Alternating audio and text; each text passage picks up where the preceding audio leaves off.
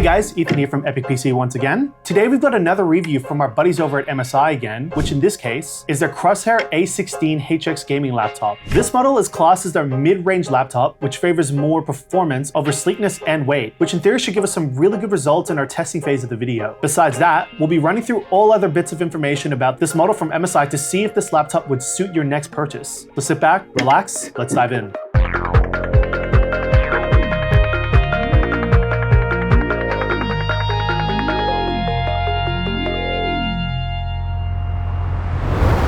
The unboxing of the device is quite simple, which is normal for MSI standards since they put most of the proper quality thoughts into the actual functionality of their devices. You open up the box, lift a cardboard spacer, and you'll be greeted with the laptop. There'll also be a side pouch housing the region plug. Underneath the laptop itself, you'll be able to lift the compartment to find their power brick. First off, the feel of the device is definitely nothing light. Putting it on the scales, it comes to a heavy 2.5 kilos. That doesn't seem like too much on paper, but when you're on a mission to bring this sort of laptop traveling, especially for plane trips for example, I would personally find this weight a little excessive. In saying that, MSI have designed this model in mind for people that want a more planted setup, but still have that capability to travel with if the circumstances come to that. But in the end, the weight of this laptop is the only thing I'd be worrying about, especially since MSI really consider the weight of the adapter to be as slim and as light as possible. This ensures that you're not really bringing around an adapter that looks like it's going to the gym 7 days a week, for example. The cosmetics of the laptop are, in my opinion, a lot more stealthy than I expected, which is definitely a plus, since this sort of design can be more suited for a wider audience. This only comes in one color, which is what MSI comes to call Cosmos Gray. I think it's a very fitting name, to be honest. The weight of the device comes with a massive pro as well, and that's how durable and solid this laptop feels. Lifting the lid doesn't feel flimsy, and pressing down anywhere on the device has no visible bending or audible tension. It comes with a full-size keyboard that has 24-zone RGB lighting control powered by MSI's Mystic Light software. And you can also see that they've highlighted your classic WSID keys for us gamers out there. The panel, on the other hand, is a 16-inch Quad HD Plus resolution IPS quality screen with a refresh rate of 240 Hz and a color accuracy of 100%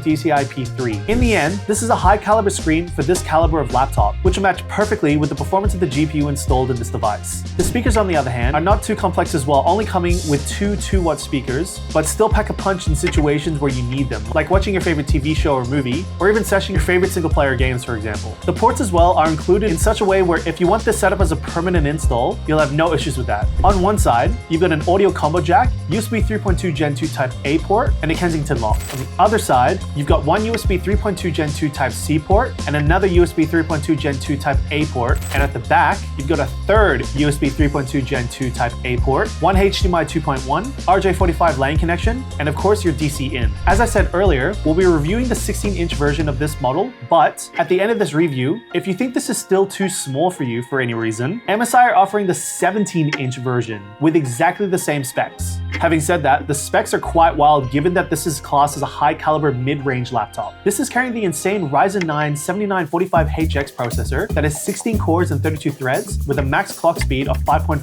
GHz and a default TDP of 55 watts. This processor is still one of the most powerful mid-range processors right now, which can surprisingly be competitive to CPUs such as the AMD Ryzen 9 8940 HX and even the Ryzen 9 9955 HX. This processor is also not really heavy in the fields of AI, but it makes up for it in overclock capabilities and sheer brute computing power, especially with Zen 4 architecture. The GPU as well is an absolute powerhouse, which is the GeForce RTX 5070 8GB variant. I'm fairly confident by now that our viewers are aware of the 50 series AI capabilities, but if some are still not aware, NVIDIA essentially made these generations of cards more dependent on AI rendering, so I'll be intrigued to see some of our benchmarking results with DLSS and FrameGen. Other specs this device has are two 8GB sticks of DDR5 SODIMM RAM clocked at 5600 MHz, which can easily be replaced and upgraded to the high number of 96GB if the user really needs it. The laptop also comes with a starting storage amount of 1TB. That's clocked for Gen 4 speeds, but you also have an additional slot on board that's Gen 5 compatible. So in the end, this laptop is fully ready and capable to receive any levels of upgrades the user decides to throw at it within reason. Now, I'm sure you're all keen to see the graphical benchmarking this laptop has to offer, but there are a couple of other small aspects that we'll need to test out before we can get to that. First up is the webcam quality. MSI didn't focus on this aspect of the laptop too much, since it's not a business-oriented laptop, So all they added was a basic 720p webcam at 30 FPS along with a basic microphone. They do, however, have some features like 3D noise reduction to help with the quality of the webcam and microphone. Next up are the thermals. I was really interested in this segment of testing since I really wanted to see how a chassis this big would be capable of for heat dissipation. For this test, I'm using classic OCCT. Taking a look at both the red dot readings and thermal imaging, the laptop is insanely efficient at dissipating heat at the top of the chassis. Temperatures were only spiking at around 42 degrees in one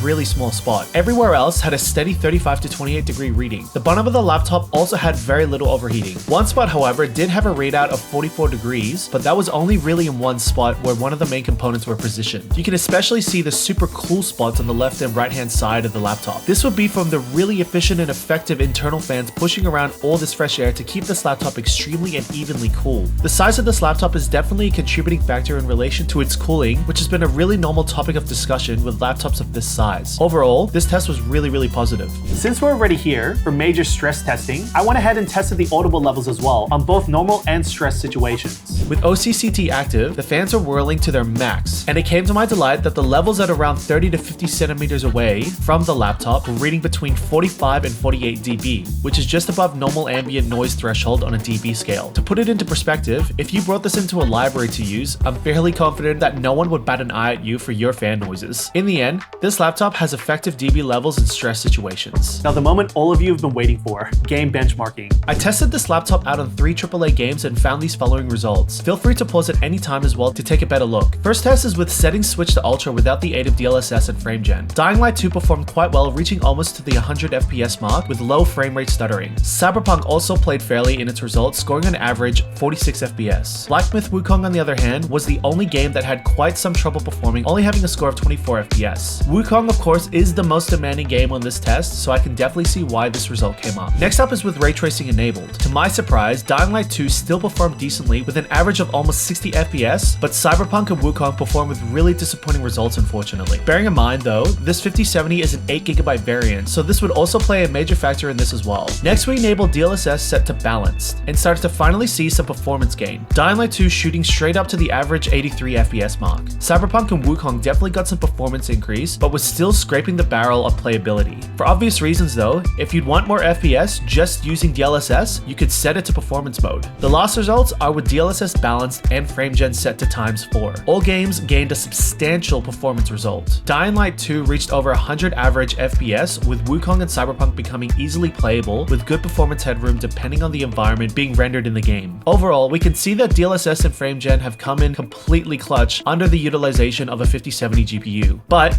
in saying that, we can see that for obvious reasons, the 50 series cards do still need to be dependent on these AI related settings to ensure the absolute best results. On the software side of things, you have the classic MSI implements like MSI AI Robot. You simply just talk to your laptop and let AI handle the rest. It understands your needs whether you're gearing up for AAA gaming with optimized performance or seeking quieter fan operation. The AI assistant translates your natural language as well into smart system adjustments. But if this doesn't suit your setup, you can also manually get into MSI Engine and mess around with the settings there to more finely tune your system and to get more optimum performance for your use case scenario. Now, with all the gathered information, we entered everything into our scoring system database, and the laptop achieved an impressive 91 out of 100. The highest marks came from human-centered design, usability, heat dissipation, and AI performance. And for good reason. The ergonomics are top tier. Heat dissipation is excellent thanks to its size and large vents. And AI performance shines with features like DLSS and frame generation. On the other hand though, one aspect I personally didn't favor as much was the weight of the device. For me, it felt a little bit cumbersome to carry around, since I personally prefer something a little bit lighter and more portable for comfort and usability on the go. That said, this may not be an issue for everyone. Overall though, an excellent score for an excellent gaming laptop. In conclusion, this laptop is definitely a must if you're looking for the absolute best in the mid-tier section of laptop gaming. A competitive CPU to match the high Ryzen 9 laptop CPUs, a GPU that's got the latest AI rendering technology, and cosmetics to make any gamer appreciate it. All these aspects make this laptop a worthy contender in the high-end mid-tier gaming laptop range. And in saying that, Epic PC definitely recommends this laptop. Besides that, we hope you've enjoyed this review, and we'll catch you in the next one. See you later.